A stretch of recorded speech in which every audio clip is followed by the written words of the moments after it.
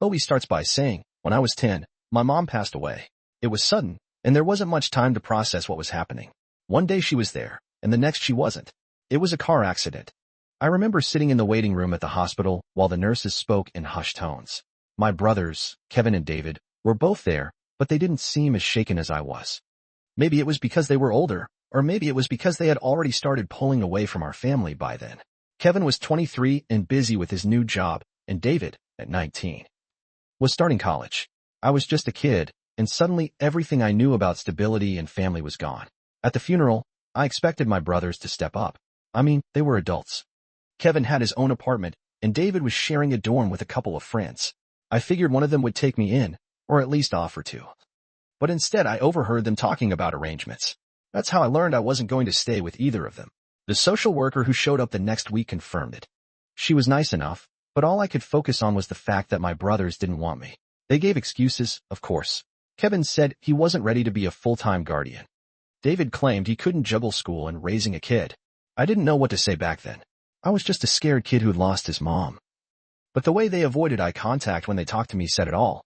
They weren't interested in taking on that responsibility.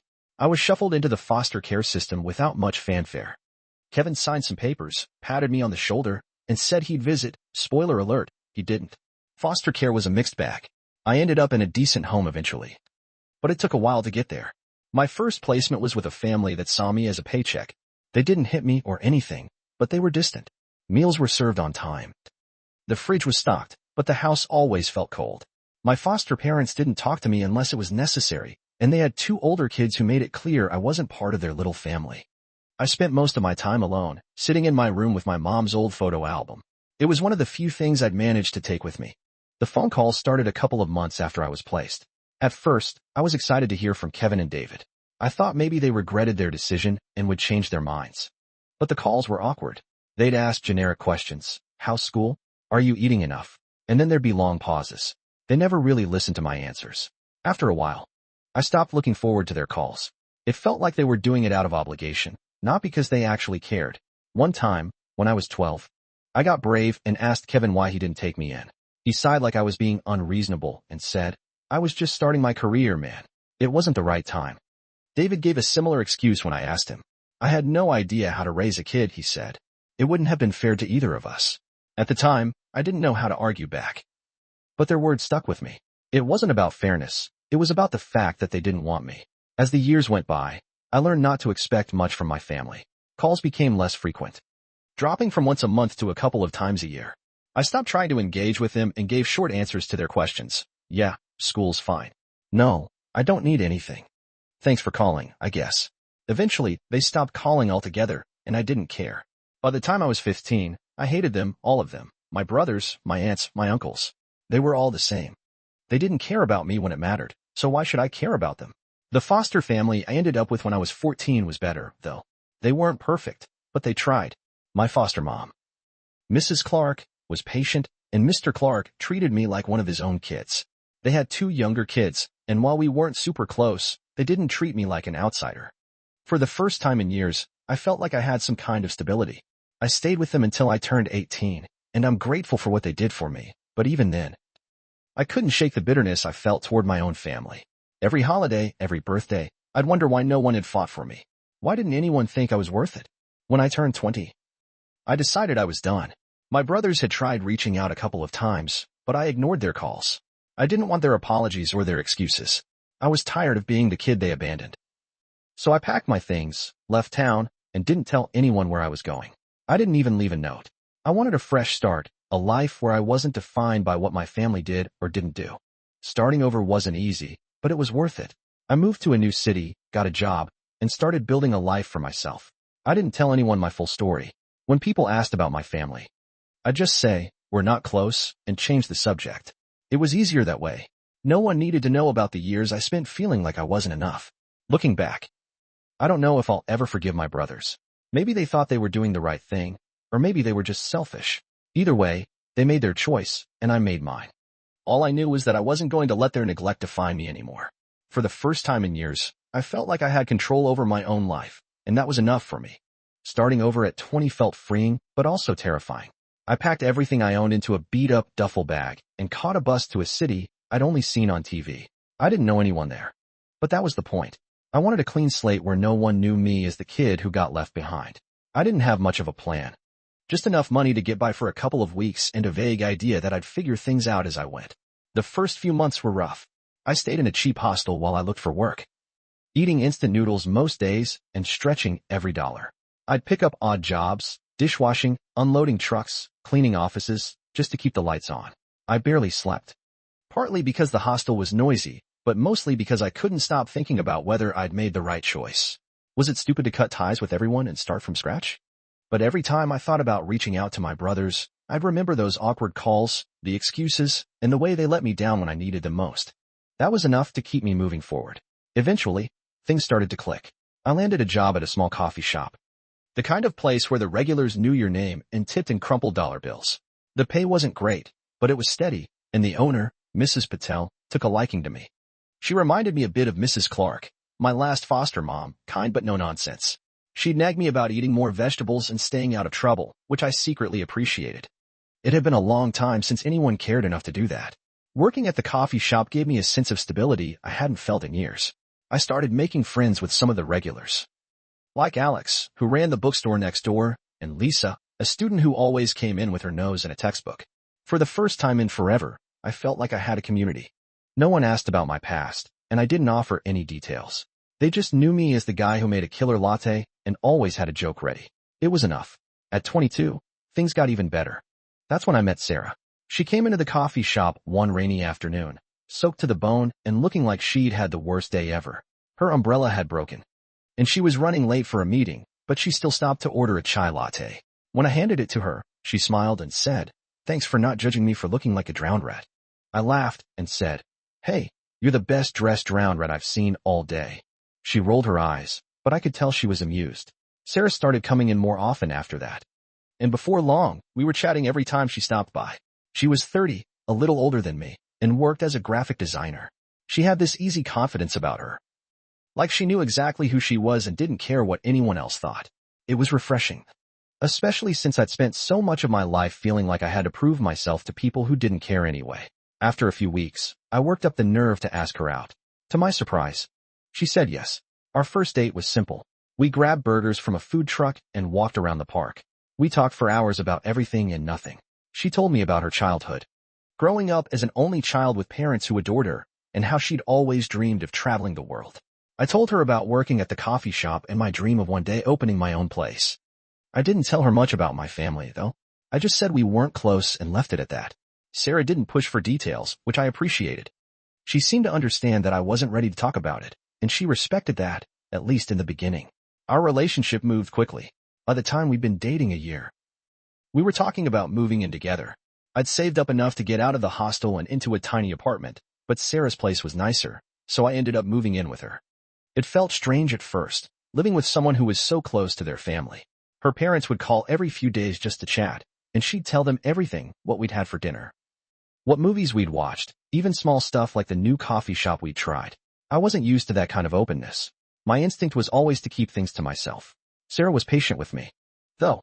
She'd invite me to family dinners and holidays, and while I felt like an outsider at first, her parents went out of their way to make me feel welcome. Her dad was the kind of guy who could strike up a conversation with anyone, and her mom always made enough food to feed an army. It was nice, but it also made me feel a little off, like I was getting a glimpse of something I'd never had and probably never would. After a while, Sarah started bringing up the idea of reconnecting with my family. "Don't you think it would be nice to have them in your life again?" she asked one night as we were eating dinner. I froze, my fork halfway to my mouth. "Not really," I said. She looked surprised. "But they're your family," she said, like that was supposed to mean something. I told her I didn't want to talk about it, and she dropped it, or at least I thought she did. Looking back, I think Sarah genuinely believed she was helping. She grew up in this tight-knit, supportive family, so I don't think she could understand why anyone would want to cut ties with their own blood. To her, family was everything, but to me, family was just a reminder of all the times I'd been let down. For a while, things were good. Sarah stopped bringing up my family, and I let myself believe she'd finally understood where I was coming from. We started talking about the future marriage, kids, maybe even buying a house someday. It felt like we were building something solid, something I could rely on. For the first time, I thought maybe I'd finally found my happy ending. But as I'd soon learn, Some things aren't as solid as they seem. It started with a text message. I didn't recognize the number, so I almost ignored it, but curiosity got the better of me, and I opened it. The message said something like, "Hey, it's been a long time. I know this is out of the blue, but I'd really like to catch up." The name at the bottom stopped me cold. Kevin, my oldest brother. At first, I thought it had to be some kind of mistake or spam. Kevin wouldn't reach out after all these years, right? But as I read the message again, it was clear he knew exactly who he was talking to. He mentioned a few things only my brother would know, stuff about our mom and the neighborhood we grew up in. My stomach sank. How did he get my number? I stared at the message for a long time, debating whether to respond. Part of me wanted to throw my phone across the room, and another part of me wanted to call him and scream. But in the end, I didn't do either. I just blocked the number. I thought that would be the end of it. It wasn't. Later that night, I brought it up to Sarah. "You won't believe who texted me today," I said, trying to keep my voice casual. She looked up from her laptop, curious. "Who?" "Kevin, my brother," I said. Her reaction wasn't what I expected. Instead of shock or concern, she gave me this weird, guilty look. "Oh," she said softly. "I was going to tell you about that." I froze. "Tell me about what?" She hesitated, and that hesitation told me everything I needed to know. "I gave him your number," she admitted. It felt like the floor dropped out from under me. "You what?" "I just thought," she started, but I cut her off. "You thought what? That I wouldn't notice? That it was okay to completely ignore everything I've told you about my family? I thought maybe if you talked to him, you'd realize it's not as bad as you think," she said, her voice defensive now.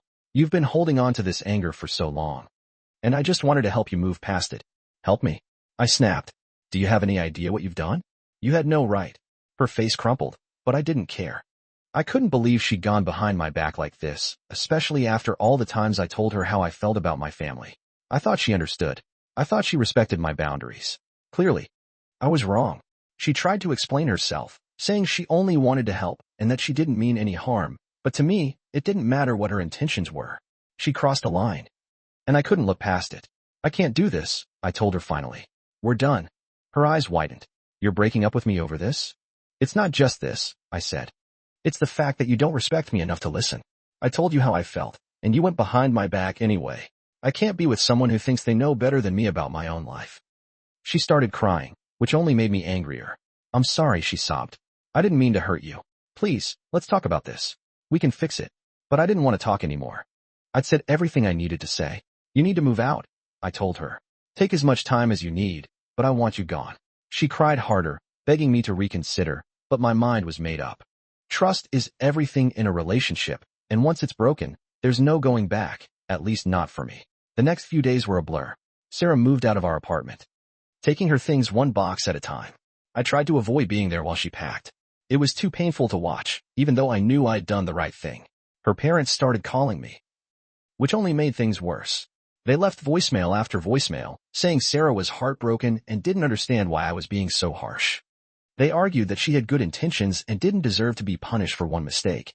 But it wasn't just one mistake. It was a betrayal of trust, and if they couldn't understand that, there was no point in trying to explain it. I blocked their numbers, too. One night, about a week after Sarah moved out, I sat on the couch staring at the empty space where her bookshelf used to be. I felt this weird mix of emotions: anger, sadness, relief. Part of me missed her, but another part of me was glad she was gone. I couldn't shake the feeling that this breakup was inevitable, that sooner or later her idea of family and mine were bound to clash. Looking back, I think Sarah genuinely believed she was helping me. She thought she was fixing something that was broken. But what she didn't understand is that some things don't need fixing. Some things are better left alone. I didn't need closure with my brothers. I didn't need to forgive them or have a heart-to-heart. All I needed was the peace that came from knowing I was in control of my own life. Sarah couldn't see that, and in the end, that's what drove us apart. After Sarah moved out, I thought things would settle down. I was wrong. If anything, the drama just ramped up. Sarah's parents kept trying to get involved, even though I'd blocked their numbers. They found ways to get messages to me. One time, they showed up at the coffee shop while I was working. I had no idea they'd come until Mrs. Patel came to the back and told me, "There's a couple asking for you. They seem upset." My heart sank. I already knew who it was. When I walked out to the front, there they were, Sarah's mom and dad, looking like they just stepped off a suburban family postcard. Her mom had tears in her eyes, and her dad looked ready to give me a lecture. "We just want to talk," her dad said as soon as he saw me. I sighed. "I'm at work. This isn't the time or place." "Well, You haven't given us much of a choice, her mom said, her voice trembling. You blocked our numbers, and Sarah is devastated. You won't even hear her out. There's nothing to hear, I said, trying to keep my voice calm. She broke my trust. End of story. Her dad stepped forward, clearly trying to intimidate me. Do you know how much she's been crying? She made a mistake, but she didn't do it out of malice. She cares about you, and she was only trying to help. I took a deep breath, trying to hold back the frustration bubbling inside me. Look, I said, I'm sorry she's hurting, but that doesn't change what happened. I made my boundaries clear, and she ignored them. That's not something I can just get over. But you're throwing away years of a relationship over one incident, her mom said, almost pleading. Now she's in therapy, you know. She's trying to understand why she did what she did. Doesn't that mean anything to you? It doesn't change what she did, I replied. I need you to leave now. I'm not discussing this any further. Mrs. Patel must have sensed the tension because she came out from the back and gently, but firmly told them they needed to leave. I felt bad that she had to get involved, but I was grateful she had my back. As they left, her dad muttered something about me being cold and ungrateful. I just shook my head and went back to work. That wasn't the end of it, though. Sarah herself started sending me letters. At first, I ignored them. I didn't even open the first few, just tossed them in the trash. But one day, curiosity got the better of me, and I opened one. In the letter, she apologized again for what she'd done. She said she regretted crossing my boundaries and wished she could take it back, but she also doubled down on her reasoning, saying she still believed I needed to confront my past. I just wanted you to have the chance to heal, she wrote. I didn't mean to hurt you. I was trying to help. Reading that letter made me angrier than I thought it would. It wasn't that she was apologizing. That part was fine. But the way she kept framing it as if she knew better than me about my own life. That made my blood boil. She didn't understand that her version of help was the exact opposite of what I needed. I didn't respond to her letters. I didn't see the point. It was clear we were never going to see eye to eye on this, and dragging it out would just make things worse. I focused on work, on rebuilding my routine without her. Some days were easier than others. There were moments when I'd think about texting her or calling her, just to see how she was doing, but I knew better. Once trust is broken, it's almost impossible to fix. Around this time, my brothers started trying to contact me more persistently. Blocking Kevin's number hadn't been enough. They found me on social media, too. I deleted my accounts years ago, but apparently Kevin had gotten David involved, and David wasn't blocked yet. I got a message from him that just said, "We need to talk." I deleted it without replying, but the message lingered in my head for days. What did they want? Why now? I couldn't shake the feeling that Sarah's meddling had opened a door I'd worked hard to keep closed. It made me resent her all over again, even though I knew I was the one who had to deal with it now. Eventually, I decided to send David one last message. It was short and to the point. I'm not interested in talking. Please stop contacting me. I blocked him immediately after sending it. I thought that would be the end of it. I was wrong again. One night, I was sitting in my apartment when I got a knock on the door. I wasn't expecting anyone, so I hesitated before opening it. When I finally did, I was stunned to see Kevin standing there. "What are you doing here?" I asked, my voice cold. "I just want to talk," he said, holding his hands up like he was surrendering. "Can I come in?" "No," I said flatly. "Whatever you have to say, you can say it here." He looked taken aback but nodded. "Look, I know you're mad at me and David. I get it. We should have done more when Mom died. We screwed up. But we've been trying to make it right, and you keep shutting us out." I crossed my arms. "You had 10 years to make it right. Why now?" He hesitated. "We didn't know how to reach you. And then Sarah reached out. She told us what happened, and it got us thinking. We just want a chance to fix things." Hearing him say her name felt like a punch to the gut. "Sarah had no right to get involved," I said through gritted teeth, "and you have no right to show up here uninvited. I've made it clear I don't want to talk to you." Kevin's face fell. But I didn't care. "I'm sorry," he said quietly, "for everything. I miss my little brother." "You should have thought about that before you abandoned him," I said. Then I shut the door in his face. That night, I couldn't sleep. Seeing Kevin brought back memories I tried to bury. Memories of being a scared, lonely kid wondering why no one wanted him. It reminded me why I'd cut ties in the first place. Some people don't deserve second chances. After Kevin showed up at my door, I knew I had to make some changes. Blocking numbers and ignoring messages wasn't enough anymore. My family had a way of creeping back, and no matter how clear I made it that I didn't want anything to do with them, it felt like I was constantly looking over my shoulder, waiting for the next message or knock at the door. I hated feeling that way, like I wasn't fully in control of my own life. The first thing I did was talk to my landlord. I explained the situation, leaving out some details, and asked if there was any way I could get out of my lease early. He wasn't thrilled. But after I offered to cover a month's rent as a penalty, he agreed.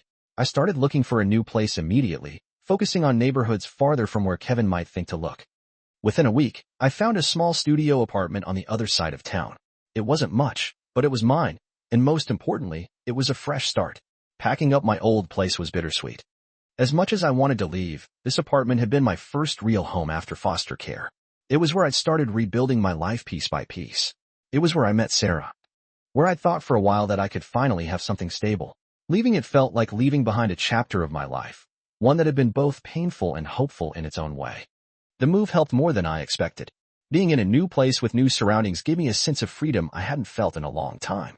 For the first time in weeks, I felt like I could breathe again. I threw myself into work, picking up extra shifts at the coffee shop and saving up for the future. Mrs. Patel noticed I was working harder than usual and pulled me aside one day. "You okay?" she asked, her eyes full of concern.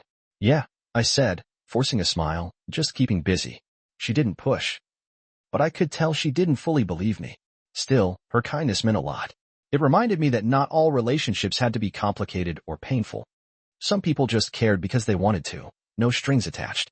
Sarah, of course, didn't give up right away. Even after moving, I got a couple more letters from her forwarded to my new address. I didn't bother opening them. I knew whatever she had to say wouldn't change anything.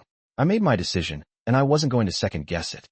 I kept telling myself that trust was the foundation of any relationship, and once it's broken, there's no going back. It was hard, though. Some nights I'd lie awake thinking about the good times we'd had and wondering if I'd been too harsh. But deep down I knew I hadn't. What she'd done wasn't just a mistake. It was a fundamental disregard for who I was and what I needed. As for my brothers, I didn't hear from them again after Kevin's visit.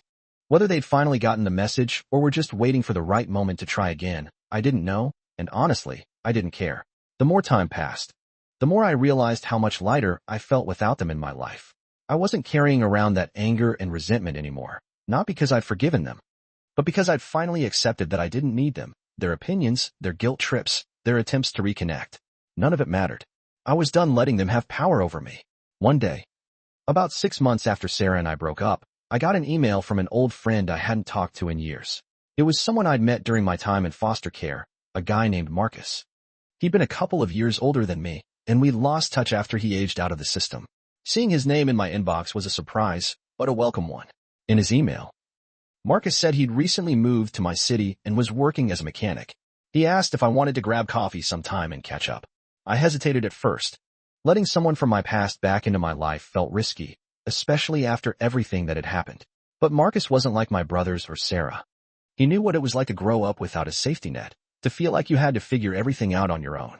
So I replied and set up a time to meet. Seeing Marcus again was like stepping back into a world I'd almost forgotten. We talked for hours, sharing stories about our foster families and laughing about the dumb stuff we used to do as kids. He told me about his struggles trying to find stable work after aging out and how he'd finally landed on his feet. I told him about my job at the coffee shop and my dream of one day opening my own place. At one point, Marcus leaned back in his chair and said, "You've done good for yourself, man. I'm proud of you." It caught me off guard. I wasn't used to hearing that from anyone, let alone someone who knew the darker parts of my past. But it meant a lot more than I could put into words. Over the next few months, Marcus and I became close friends again. Having someone who understood my past, who didn't judge or try to fix me, was a game changer. He reminded me that family isn't always about blood. It's about the people who show up for you when it counts. With Marcus's encouragement, I started thinking seriously about my future. I'd been saving up for years, and while I wasn't anywhere near ready to open my own coffee shop, the dream didn't feel as far off as it used to. For the first time in a long time, I felt like I was building something real, something that was entirely mine. Looking back, cutting ties with Sarah and my brothers was one of the hardest decisions I've ever made. But it was also one of the best. It taught me the importance of boundaries, of standing up for what I need, and not letting anyone guilt me into compromising that. I don't regret the choices I made. Even though they were painful, they brought me to where I am now, a place where I can finally start moving forward. As for my family, I wish them well, but I don't need them in my life. I've learned that some relationships aren't worth saving, and that's okay. Not every story needs a happy ending. Sometimes the best thing you can do is walk away and focus on building the life you deserve.